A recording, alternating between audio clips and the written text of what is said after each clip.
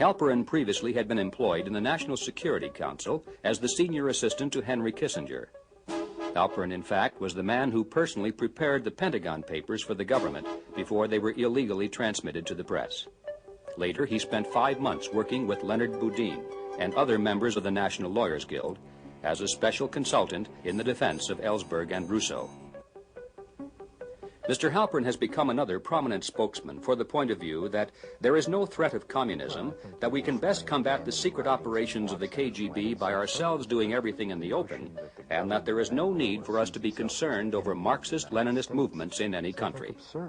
The notion that there is a Marxist-Leninist conspiracy in the world, in light of the very, very substantial differences between various countries who call themselves Marxist-Leninists, is absurd. I think the only people left who take Marxist-Leninism seriously are American right-wingers who have a need for seeing a conspiracy opposed to them. And I think during our interview, Mr. Halperin remained soft-spoken and composed while discussing questions of civil liberties and constitutional rights.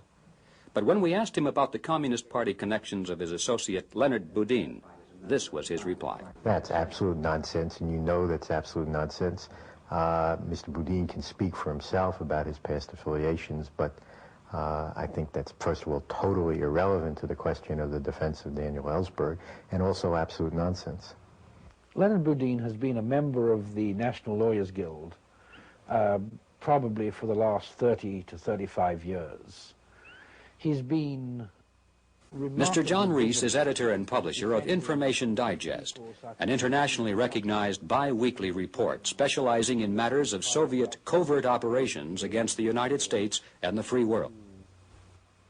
It's very interesting to note that in the trial of William Miller and Mark Felt, who were two senior officials of the FBI, harassed in the courts under the Carter administration for their efforts to stop terrorism, a stipulated document was entered into the court record which said that Leonard Boudin had been a secret member of the Communist Party USA.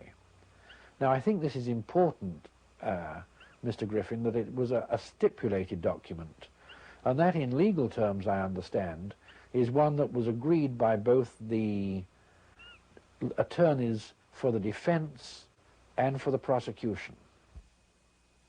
Mr. Halperin denies that the Communist Party is an arm of international conquest. He portrays it as merely another political party, interested only in sharing power, not capturing it. I think the Communist Party is, like the Republican Party, a political party. I think there may have been people in it, as there may have been people in other political groups who took orders from foreign powers and who may have violated some laws of the United States. And if they did, the government has a right to investigate them. Anyone can become a Republican or Democrat. Could anyone join the Communist Party? I did not understand the function of this interview was to discuss the Communist Party, and I don't think I have anything useful to say on the subject. Now these people come up and they advocate something, but they don't advocate it as a communist. They advocate it as a distinguished professor or a former foreign service officer or somebody who served in the National Security Council, and they're taken at face value with what they're saying. And they are succeeding in making a wrong presentation of the state of the world today.